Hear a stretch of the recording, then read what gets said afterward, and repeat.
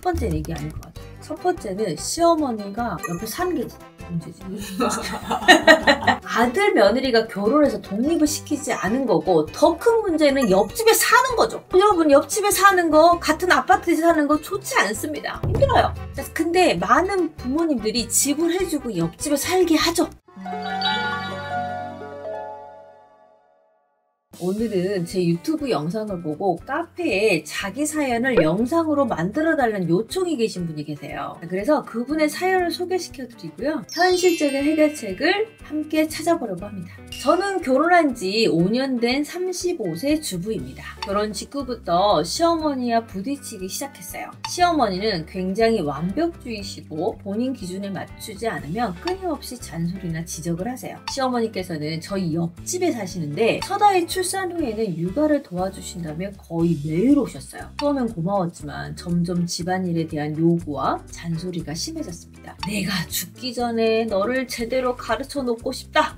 라는 말씀을 자주 하시는데 마치 제가 미숙한 존재인 것처럼 대하시는 게 너무 힘들어요. 같은 며느리인 동서는 맞벌이를 하고 경제적으로 시댁에 많이 도움을 드려서 그런지 훨씬 더 우대를 받는 느낌이에요. 반면 저는 전업주부라 하루 종일 시어머니 요구사항에 시달리고 있습니다. 이제는 심리적으로 완전히 지쳤고 신체적으로도 몸이 안 좋아졌어요. 시어머니가 이제 80대인데 이 나이에 바뀌실 것 같지도 않고 어떻게 해야 할지 정말 막막합니다. 진짜 이런 경우가 실제로 있나 보네요. 굉장히 많죠. 제가 유튜브 컨텐츠를 만들면 사람들이 요즘 세상에 누가 이런 사람이 있어 이런 댓글을 많이 쓰는 경우들이 있는데요. 제가 유튜브에 소개한 사례들은 보편적으로는 제가 다 경험한 사례입니다. 다시 본론으로 가면요. 이 사연에 주목해야 될 포인트가 몇 가지가 있습니다. 첫 번째는요. 시어머니의 완벽주의 성향이 갈등의 주요 원인이 되고 있다는 점이죠. 첫 번째는 이게 아닌 것 같아요. 첫 번째는 시어머니가 옆에 사는 게 문제지. 둘째는 가르치는 태도가 며느리에게 큰 스트레스를 주고 있다는 거예요. 또 세 번째는요. 이분이 심리적, 신체적으로 많이 지쳐있다는 점인데 이건 정말 심각한 신호라고 볼 수 있어요. 이 모든 일이 발생하는 근본적인 원인은요. 아들 며느리가 결혼해서 독립을 시키지 않은 거고 더 큰 문제는 옆집에 사는 거죠. 여러분, 옆집에 사는 거, 같은 아파트에서 사는 거 좋지 않습니다. 힘들어요.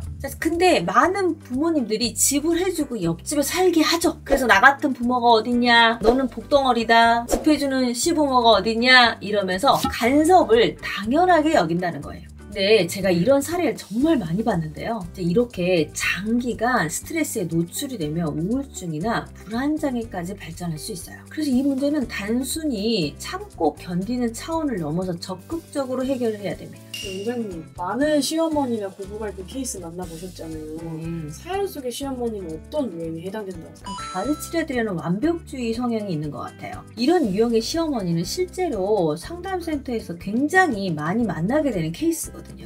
특히 요즘 40대, 50대 며느리들이 가장 많이 호소하는 시어머니 유형이기도 합니다.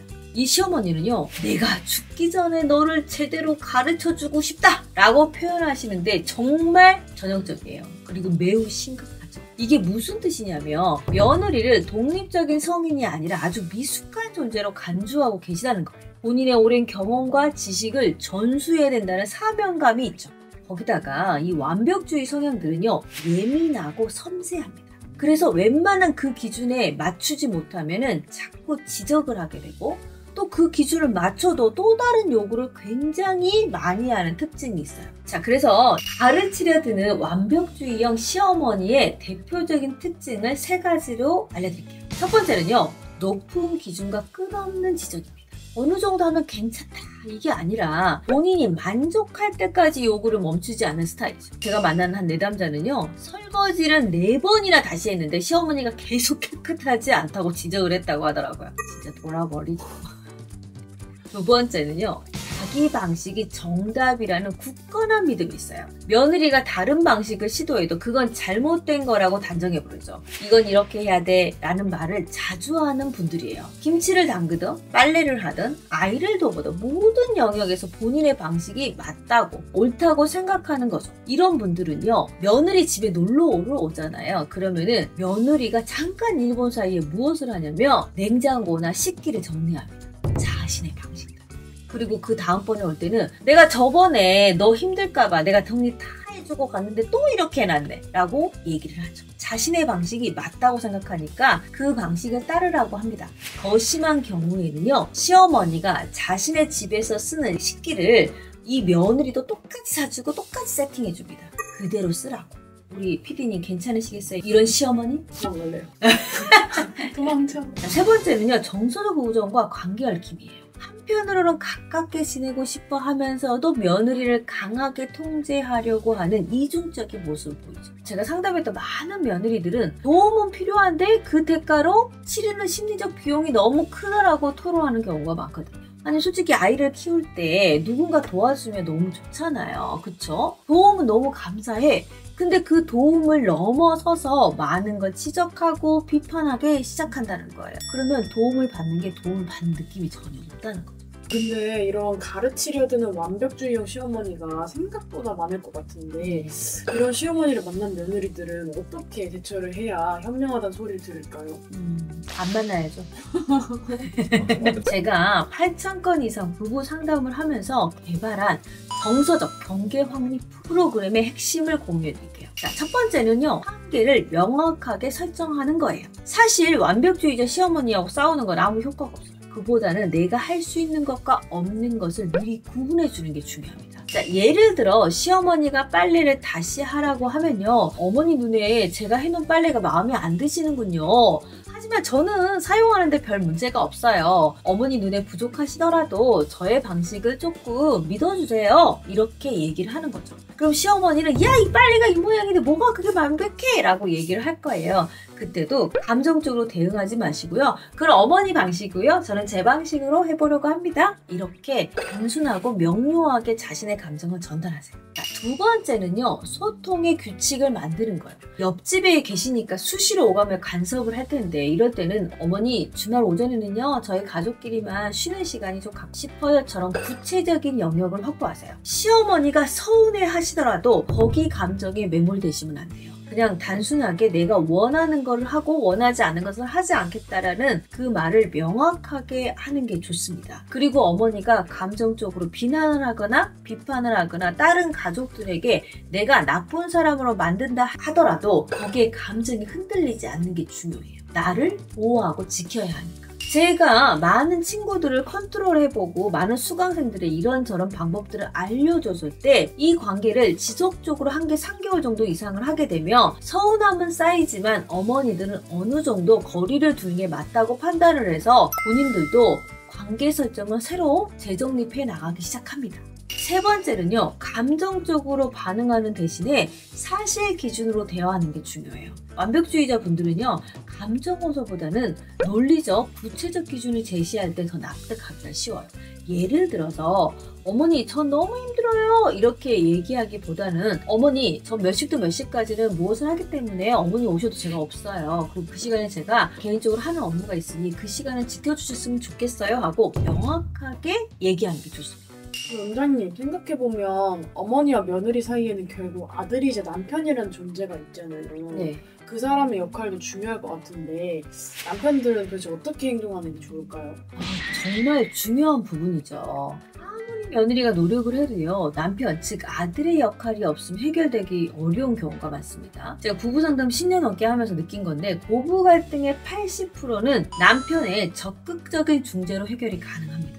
이유는 뭐냐면요, 남편은 어머니와 핏줄로 연결되어 있는 관계예요. 그래서 갈등을 하거나 싸우더라도 이후에 다시 회복하는 게 빠릅니다. 하지만 며느리와 시어머니는 핏줄 연결 관계의 자식 관계가 아니기 때문에 감정적으로 충돌해서 크게 싸우게 되면 다시 회복하는데 오랜 시간이 걸릴 수밖에 없거든요. 그래서 첫 번째는요, 남편이 중재자로 나서야 돼요. 시어머니가 며느리에게만 여러 요구를 한다면 남편이 이를 적극적으로 필터링해 줄 필요가 있어요. 예를 들어서 시어머니가 잦은 부탁을 할 때마다 남편이 미리 어머니 오늘은 제가 대신할게요, 또는 엄마 뭐 필요한 게 있으면 저에게 말씀해 주세요 라고 적극적으로 나설 필요가 있습니다. 실제로 제 상담 케이스 중에 남편이 이렇게 적극적으로 중재하니까 한 달 만에 갈등이 크게 줄어든 사례가 있어요. 두 번째는요, 어머니와 대등한 대화를 나눠야 돼요. 남편이 어머니에게 어머니, 우리 아내는 저와 결혼한 사람이에요. 저와 함께하는 시간이 훨씬 중요하고 어머니의 며느리보다는 저의 아내로서 완벽합니다. 어머니께서 이 아내에게 계속 요구를 하게 되며 저와의 관계에서 저와 함께하는 시간이 줄어들 수밖에 없고 상대적으로 어머니가 사랑하는 제가 제일 불편할 수밖에 없습니다. 아내가 저에게 더 잘해줄 수 있도록 어머니께서 조금 자제해 주시면 좋겠습니다. 이렇게 얘기를 하는 게 좋습니다. 자, 세 번째는요. 감정적인 비난 대신에 조율에 초점을 맞추는 게 좋아요. 어머니를 비난하거나 왜 이렇게 잔소리해? 라고 감정적으로 대응하기보다는요. 어머니, 아내도 많이 지쳐있어요. 우리 좀 쉴 수 있도록 해주시면 저희가 더 잘 도울 수 있을 거예요. 같이 미래지향적인 조율을 시도하는 게 좋습니다. 이런 접근 방식은 갈등을 최소화하면서도 모두가 존중받는 느낌을 주기 때문에 효과가 좋아요. 듣고 보니까 네. 남편 역할이 진짜 제일 중요한 거.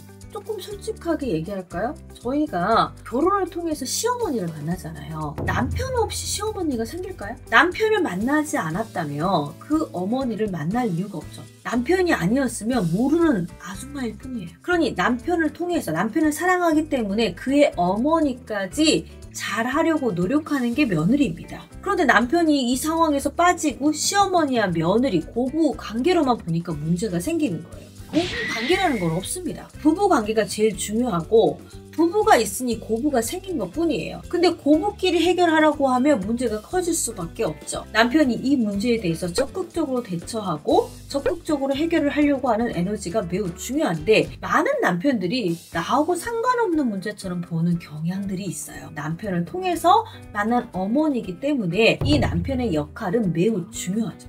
자, 오늘은요, 시어머니하고 갈등, 특히 완벽주의적 시어머니 관계에 대해서 이야기를 해봤는데요. 핵심 정리를 해드릴게요.